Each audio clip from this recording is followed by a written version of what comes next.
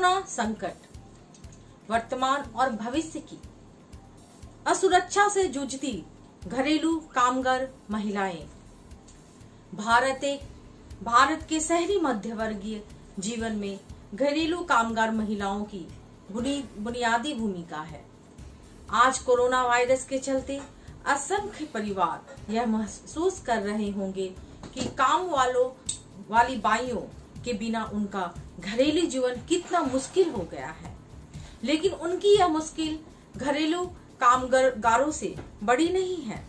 Lockdown ने घरेलू कामगारों को बुरी तरह से प्रभावित किया है। उनके लिए यह एक बुरा सपना साबित हो रहा है, जिसके चलते वे अपने वर्तमान और भविष्य दोनों को लेकर चिंतित हैं। आज लॉकडाउन के चलते सभी अपने घरों में रहने को मजबूर है, लेकिन घरेलू कामगारों के पास घर से काम करने की सुविधा नहीं है। उनका काम ही ऐसा है जिसके लिए उन्हें किसी दूसरे के घर जाना ही होगा, जो आज की स्थिति में यही सबसे बड़ी चुनौती है। हालांकि प्रधानमंत्री सहित घरेलू कामगारों से जुड़े संगठनों द्वारा लोगों से अपील की गई है कि घरेलू कामगारों की मदद करें और उनका वेतन ना काटे, लेकिन इसका कोई खास असर देखने को नहीं मिल रहा है। ऐसे बहुत कम लोग हैं जिन्होंने इन नसीहतों पर अमल किया होगा। घरेलू कामगार हमारे समाज के सबसे निचले तबके से आते हैं। सामान्य समय में भी हमारा राज्य और समाज इनके काम को ना तो मूल्य देता है और ना ही इज्जत। ऐसे में संकट के समय में उनकी कौन परवाह करेगा। अंतर्राष्ट्रीय श्रम संगठन के अनुसार भारत में करीब 47 लाख लोग घरेलू कामगार हैं, जिसमें करीब 30 लाख महिलाएं हैं। इनमें से अधिकतर घरेलू कामगार शहरी क्षेत्रों में काम करते हैं। घरेलू कामगार मुख्य रूप से वंचित समुदायों और निम्न आय वर्ग के समूह से होते हैं। इनमें से अधिकतर ऐसे हैं जो रोजगार की तलाश में पलायन करके शहर आते हैं। घरेलू कामगारों को मोटे तौर पर 3 भागों में बांटा जा सकता है: पार्ट टाइम, फुल टाइम और कार्यस्थल में रहकर काम करने वाले। घरेलू कामगार मुख्य रूप से बागवानी, बच्चों को संभालना, खाना पकाना, घर की साफ सफाई, कपड़े बर्तन धोना, बीमार व वृद्धों की देखभाल आदि काम करते हैं। घरेलू कामगार महिलाओं की बात करें तो उनमें से कई महिलाएं परिवार की एकमात्र कमाने वाली सदस्य होती हैं। हमारे देश में बढ़ते शहरीकरण के साथ संयुक्त परिवार टूटे हैं। परिवार में पति पत्नी दोनों के नौकरी करने का चलन भी बढ़ा है। ऐसे में घरेलू काम के लिए कामगारों की मांग लगातार बढ़ी है, लेकिन इसके बावजूद भी विदेशों की तरह भारत में उन्हें घर के काम में सहायक के तौर पे नहीं बल्कि नौकरानी का दर्जा दिया जाता है। हमारी अर्थव्यवस्था में भी उनके काम को गैर उत्पादक कामों की श्रेणी में रखा जाता है। भारत में घरेलू कामगारों को अपने काम का वाजिब मेहनताना नहीं मिलता और सब कुछ नियोक्ताओं पर निर्भर होता है, जो कि अधिकार का नहीं मनमर्जी का मामला होता है। घरेलू कामगार के तौर पर घरों में काम करने वाली ज्यादातर महिलाएं होती हैं। इस तरह से महिलाओं के श्रम शक्ति की एक बड़ी आबादी बिना कामगार का दर्जा पाए काम करने के लिए मजबूर है। दूसरी तरफ काम से जुड़े उनके अधिकारों की सुरक्षा के लिए पर्याप्त कानून भी नहीं है, और जो भी थोड़े बहुत प्रावधान है वो भी ठीक से लागू नहीं कर पा रहे हैं। घरेलू कामगार महिलाओं को अपने कार्यस्थल पर शोषण, भेदभाव एवं हिंसा का शिकार होना पड़ता है। साथ ही उन्हें कम मजदूरी, काम का समय तय न होना, कम पैसे में ज्यादा काम करना, नियोक्ताओं का गलत व्यवहार, शारीरिक व यौन शोषण जैसे समस्याओं को भी झेलना पड़ता है। आमतौर पर घरेलू कामगारों के प्रति नियोक्ताओं का व्यवहार नकारात्मक होता है। उनके साथ अपमानजनक संबोधन, छुआछूत, चोरी का आरोप, बिना ठोस कारण के वेतन कटौती तो आम है। साथ ही घरेलू कामगारों के साथ शारीरिक और मानसिक हिंसा एवं यौन उत्पीड़न की घटनाएं आए दिन सुर्खियों में बनी रहती है। महिला बाल विकास विभाग द्वारा 2014 में संसद में दी गई जानकारी के अनुसार वर्ष 2010 से 2012 के बीच देश में घरेलू कामगारों के प्रति अपराध के 10,503 केस दर्ज हुए थे। दिन की दिनचर्या बहुत लंबी और थकाऊ होता है, साथ ही उन्हें छुट्टी भी नहीं मिलती है। काम के अत्यधिक बोझ के कारण अक्सर उन्हें स्वास्थ्य संबंधी समस्याओं का सामना भी करना पड़ता है। उपरोक्त से स्पष्ट है कि भारत में घरेलू कामगारों के कामकाज के हालात भी बहुत खराब है और जरूरी कानूनों के अभाव में वे बदतर हालातों में काम करने को मजबूर है।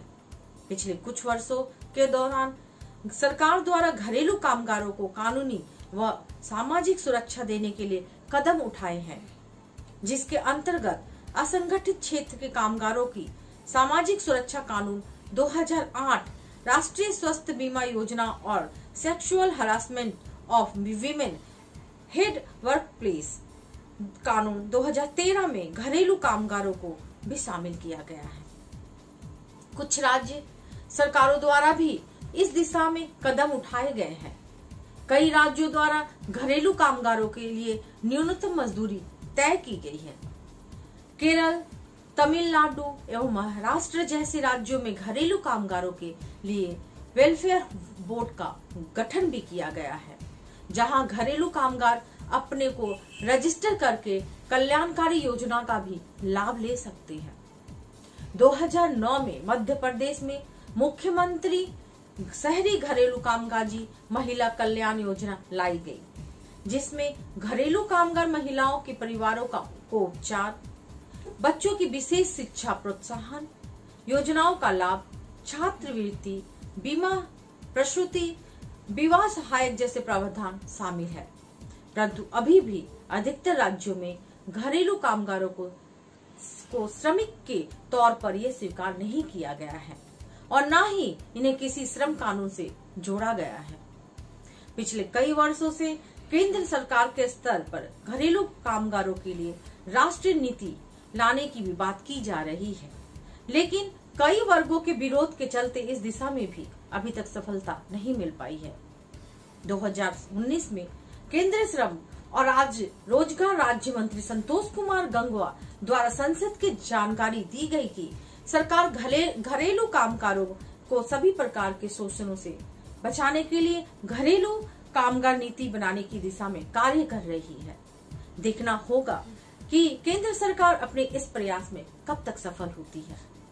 इधर कोरोना वायरस के चलते लॉकडाउन के बाद घरेलू कामगारों के सामने कई चुनौतियां हैं। उन्हें समाज और सरकार दोनों की तरफ से मदद की जरूरत है। सरकार की तरफ से उन्हें आर्थिक मदद दी जानी चाहिए, जिससे घरेलू कामगार अपने घरों में रहकर कोरोना वायरस के संक्रमण से बच सके।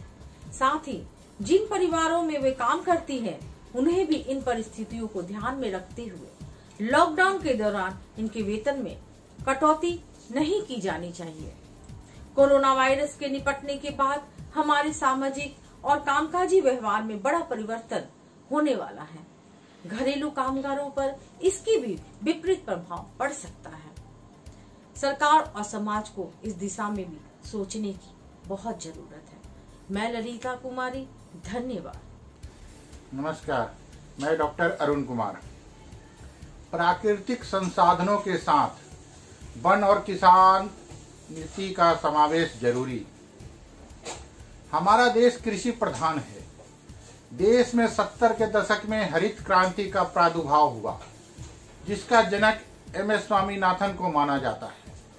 इसका मुख्य उद्देश्य सिंचित और असिंचित कृषि क्षेत्रों में अधिक उपज देने वाले संकर तथा जलवायु आधारित बौने बीजों के उपयोग से फसल उत्पादन में वृद्धि करना था।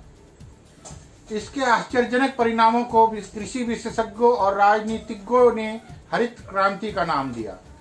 समय के साथ परिष्कृत वैज्ञानिक तकनीक और उपकरणों में नित्य नए सुधारों के साथ हमारा देश विश्व में 4 बड़े कृषि उत्पादक देशों में से एक है। लेकिन अमेरिका, चीन और ब्राजील के किसान कहीं ज्यादा खुशहाल है। रासायनिक उर्वरकों का प्रयोग, उन्नत बीज, सिंचाई सुविधा, वन्य पौध संरक्षण, बहुफसली कार्यक्रम, वैज्ञानिक तकनीक, परिष्कृत यंत्र, कृषि सेवा केंद्र, कृषि उद्योग निगम, मुद्रा प्रशिक्षण, भूमि संरक्षण सहित कृषि शिक्षा और अनुसंधान से भी उत्पादन व उत्पादकता में वृद्धि देखने को मिली और आज हमारा देश अनाज व कृषि फसलों को निर्यात करने की स्थिति में पहुंचा। परंतु आज भी अनेक कृषि उत्पादों की आयात करना पड़ रहा है। अभी भी प्रति हेक्टेयर कृषि उत्पादन अन्य विकसित देशों की तुलना में कम है। आज भी देश के हरित क्रांति कार्यक्रम में कई कमियां परिलक्षित होती हैं, जैसे संस्थागत भूधारण की व्यवस्था, श्रम विस्थापन और रोजगार की तलाश में नगरों और महानगरों की तरफ ग्रामीण बेरोजगारों का पलायन। हमारे देश का किसान हमारी खाद्य आत्मनिर्भरता की रीढ़ है, अतः हमें इस रीढ़ को अधिक मजबूत बनाने की आवश्यकता है। बहुत से राज्यों की आर्थिक वन और जन संसाधनों से सुदृढ़ हो रही है। ये संसाधन प्रकृति के पावर हाउस हैं। वर्ष 2006 से वन अधिकार कानून सभी वन और राजस्व कानूनों का प्रभावी है तथा निवासियों को वन भूमि पर कुछ तरह के कानूनी अधिकार देता है। साथ ही वन प्रबंधन में उनकी सहभागिता भी सुनिश्चित करनी चाहिए, क्योंकि मनुष्य को उनके अधिकारों के साथ साथ कुछ नैतिक कर्तव्य भी उल्लेखित है। कई राज्य सरकारें मानसून के दौरान पौधारोपण अभियान के तहत करोड़ों का बजट खर्च करती है।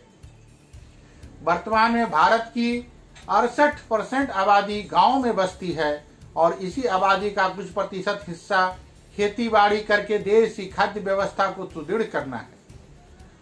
सरकार द्वारा सस्ता राशन मुहैया करवाने की योजना के साथ ही बहुत से लघु किसान और असिंचित भूमि के मालिकों ने खेती बाड़ी करना बंद भी कर दिया है। पहाड़ी राज्यों में तो वर्तमान परिदृश्य और भी भयानक होता जा रहा है।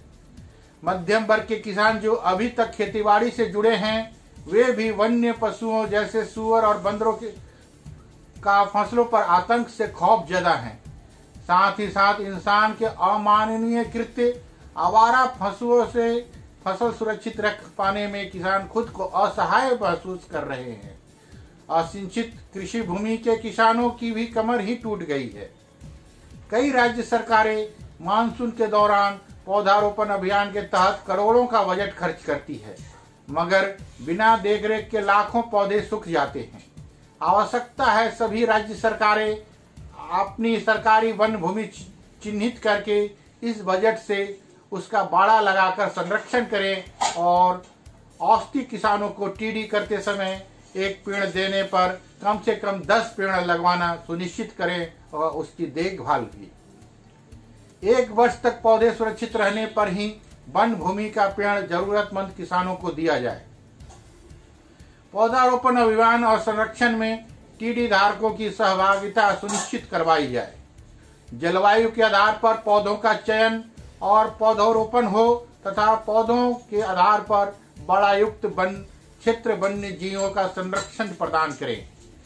इससे एक तरफ आवारा पशुओं को भी वन्य संपदा में प्राकृतिक रूप से संरक्षित किया जा सकता है, वह दूसरे अनुकूल संरक्षित क्षेत्रों में अन्य वन्य प्राणियों को जैसे चिड़ियाघर में वन्य प्राणी संरक्षित किए जाते हैं। बंदरों को कई राज्य सरकारें बरमीनन घोषित कर चुकी है। अब समय आ गया है कि किसानों की बिगड़ती दशा में राज्य सरकारें दूरदर्शिता पूर्वक सहयोग का मरहम लगाना शुरू कर दे।